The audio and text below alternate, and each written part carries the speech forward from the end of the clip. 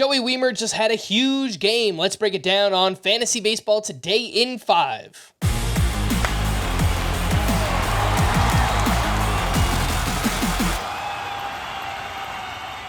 Welcome into FBT in 5 on Thursday, June 8th. I am Frank Sample, joined by Scott White, and let's get into some former top prospects that are making some noise. Joey Wiemer went 4 for 4 with a double dong, 5 RBI, and 3 hard hit balls. Over his last 11 games, he's batting .378 with much improved plate discipline.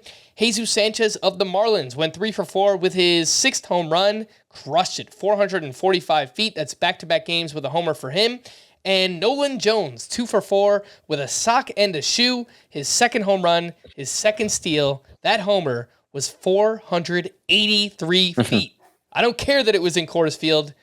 That's pretty amazing. Scott, how do you rank these former top prospects? Joey Wiemer, Jesus Sanchez, Nolan Jones. I think I'm going to rank them just like that for now. Wiemer, Jones. Wiemer, Sanchez, Jones, with the caveat that Nolan Jones of the Rockies, if he can secure regular playing time in that ballpark, he's probably going to leap to number 1 on this list. Nolan Jones, former top prospect in the Guardians organization, was hitting .356 with an 1193 OPS at AAA at the time of his call-up. It just seems like the Rockies have been reluctant to use him, to commit to him, and he's playing now because there are some injured players. So we'll see if that continues for Jones. I do want to get into Wiemer a little bit more because obviously this was a huge game. His numbers in his last 8 games of .481 batting average, 3 home runs, 2 stolen bases.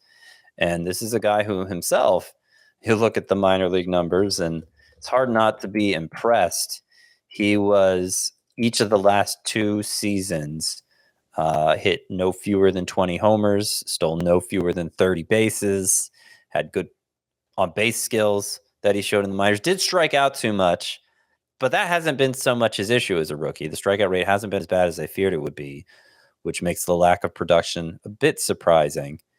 Average exit velocity's been on the low side. Max exit velocities look fine. Like, the upside is there for Joey Wiemer. He just needs to be more consistent, and hopefully this 8-game stretch, small sample still, but hopefully it's the first indication of him kind of coming around to that and having a better feel for how major league pitchers are going to attack him and making the necessary adjustments to take off and live up to that upside. I think certainly in 5 outfielder leagues, you might want to give Wiemer a look again. And that dude does not get cheated, man. If you watch him swing the bat, he is swinging all out. I think obviously with 2 strikes, he's got to cut it down a little bit, but yeah, he's been a fun player to watch so far in his career. Let's talk about the new Jon Gray, Scott. New and improved. He took a tough luck loss, complete game up against the Cardinals. A 4-hitter, allowed 1 run, 12 strikeouts to 0 walks, 23 swinging strikes on 100 pitches.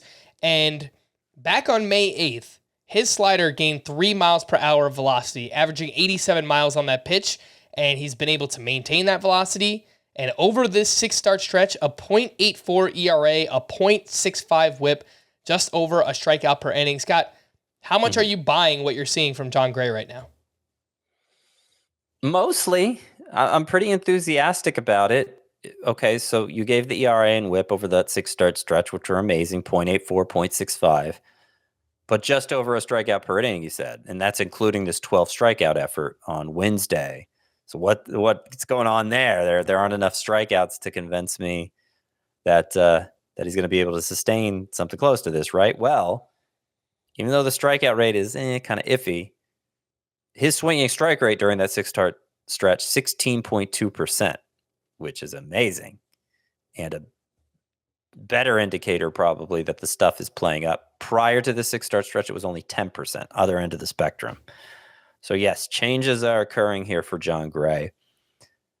He does have a pretty blah track record. Obviously, a lot of that was in Colorado, which was working against him. He's tantalized us with his potential before, kind of underwhelmed even last year, his first year with the Rangers. So is he just hot right now and he's going to normalize with, kind of middling numbers again? That's a possibility.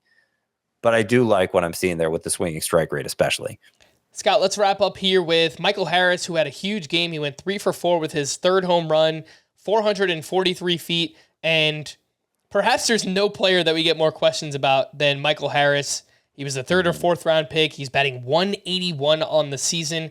But a game like tonight and what he did last season as a 21-year-old, I can't drop him. You want to bench him, that's fine. But I think this is the reason why we hold Michael Harris for now. Well, yeah, I mean, just clearly his best game of the season, the 3 for 4 with he didn't just have a home run and the double. He had a home run that he hit 443 feet to straightaway center to put the Braves ahead. So it was like a clutch moment. And the double came to tie the game. And that one, he hit that one 104 miles per hour. So these were legit hard hit balls in big moments for Michael Harris. The 3 hits were the most he's had in a game all season. It was only his third multi-hit game all season, which explains partly explains why his numbers are so bad. But as we've pointed out in our other Michael Harris discussions, the exit velocity readings look very similar to last year. The plate discipline actually a little better than last year. And I've kind of going through this piecemeal game by game every time I think to look, okay, what do his exit velocities look like on individual batted ball events in this particular game? I open it up, and more than I can recall seeing for any other player, I'm seeing Michael Harris. Okay, he goes 0 for 4, but his expected batting average on all these batted balls was 450.